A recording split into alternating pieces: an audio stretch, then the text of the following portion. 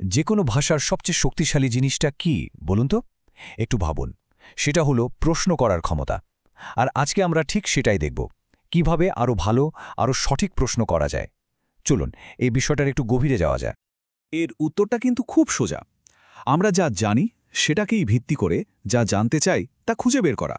আর এই যে জানার আগ্রহ, এর শুরুটা কিন্তু হয় একটা সঠিক প্রশ্ন দিয়ে। তো আজকে আমরা কি দেখব? প্রথমে আমরা জানব প্রশ্ন কয় রকমের হয়, তারপর দেখব প্রশ্ন করার কিছু গোল্ডেন রুলস। এরপর আমরা WH ওয়ার্ডের টুলকিট আনলক করব, দেখব কোন টুল কোথায় ব্যবহার করতে হয়, স্টেটমেন্ট থেকে কিভাবে প্রশ্ন বানানো যায়, আর শেষে থাকছে একটা ফাইনাল চ্যালেঞ্জ। চলুন শুরু করা যাক। ঠিক আছে, তাহলে শুরু করা যাক। ইংরেজিতে যতগুলো প্রশ্ন হয় মোটামুটি সবগুলোকে দুটো বড় ভাগে ফেলা যায়। মানে প্রশ্ন করার ফাউন্ডেশনটা এই দু ধরনের প্রশ্ন দিয়েই তৈরি। দেখুন, একদিকে আছে ইয়েস নো কোয়েশ্চেন্স। এগুলো সত্যি বলতে একটা বন্ধ দরজার মতো। উত্তর হবে শুধু হ্যাঁ বা না। কোনো নতুন তথ্য পাওয়া যায় না। কিন্তু অন্যদিকে আছে WH কোয়েশ্চেন্স। এগুলো যেন একটা বিশাল দরজা খুলে দেয়, যেখান থেকে প্রচুর নতুন তথ্য, নতুন ডিটেলস বেরিয়ে আসে। এবার আসল মজার বিষয়টায় আসা যাক। জানতে চান সেটা কি? যে কোনো সাধারণ স্টেটমেন্ট বা বিবৃতিকে প্রশ্নে বদলে ফেলার জন্য মাত্র দুটো সিম্পল নিয়ম আছে। আমরা এগুলোকে বলতে পারি গোল্ডেন রুলস। প্রথম রুলটা তো একদম সহজ। একটা স্টেটমেন্টে যদি ইজ, আর, হ্যাভ বা ক্যানের মতো অক্সিলারি ভার্ব থাকে, কিছুই করার নেই। শুধু সেটাকে টেনে বাক্যের শুরুতে বসিয়ে দিন, ব্যাস। উদাহরণটা দেখুন, he is going to school. এখানে ইজকে সামনে নিয়ে আলাম, আর হয়ে গেল প্রশ্ন, is he going to school? কি সহজ, তাই না?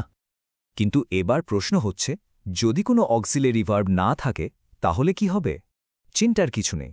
তখন আমাদের স্পেশাল ডু ক্রু হাজির হয়ে যায়। মানে হচ্ছে ডু, ডাজ আর ডিড। এই তিনজন সিম্পল প্রেজেন্ট আর সিম্পল পাস্ট টেন্সের যে কোনো বাক্যকে চট করে প্রশ্ন বানিয়ে দিতে পারে।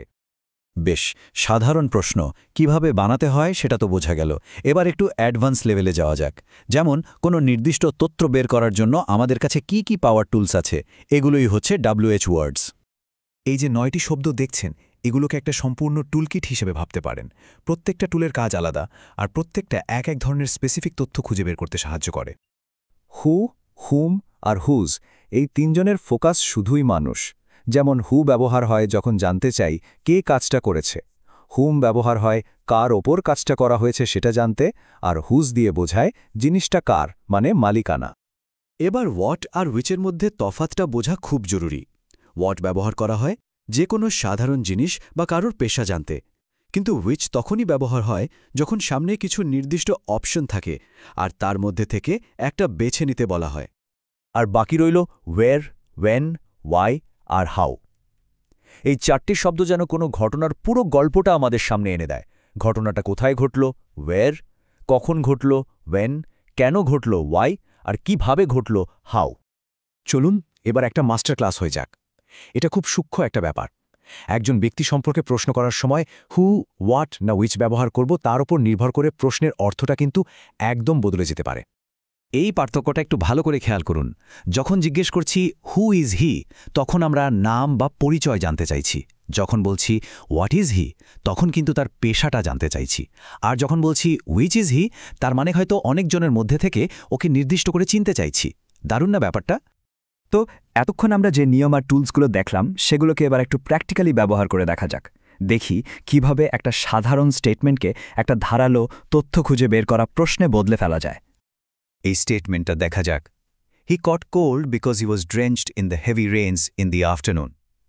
এখানে একটা কারণ, কজ, আর তার ফলাফল, ইফেক্ট দেওয়া আছে।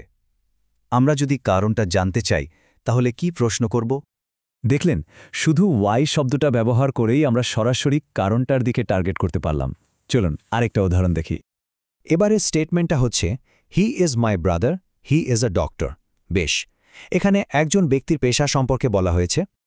এবার লক্ষ্য করুন প্রশ্নটা কি হল, হোয়াট ইজ ইয়োর ব্রাদার। এখানে কিন্তু হু ব্যবহার করা হয়নি, কারণ আমাদের উদ্দেশ্য পেশা সম্পর্কে জানা। এইভাবেই নিয়মগুলো সঠিক প্রয়োগ করতে হয়।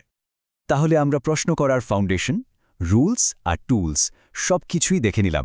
শেষ করার আগে চলুন পুরো বিষয়টা আরেকবার ঝালিয়ে নেওয়া যাক, আর তারপর একটা ফাইনাল চ্যালেঞ্জ থাকছে।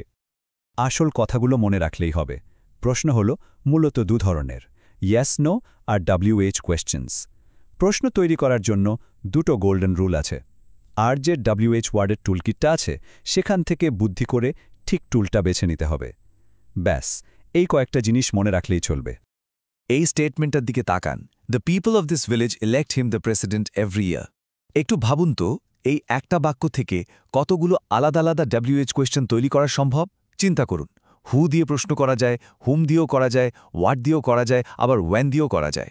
এই যে একটা স্টেটমেন্টের মধ্যে লুকিয়ে থাকা এত সম্ভাবনা খুঁজে বের করার ক্ষমতা, এটাই কিন্তু প্রশ্ন করার শিল্পে আসল দক্ষতা এনে দেয়।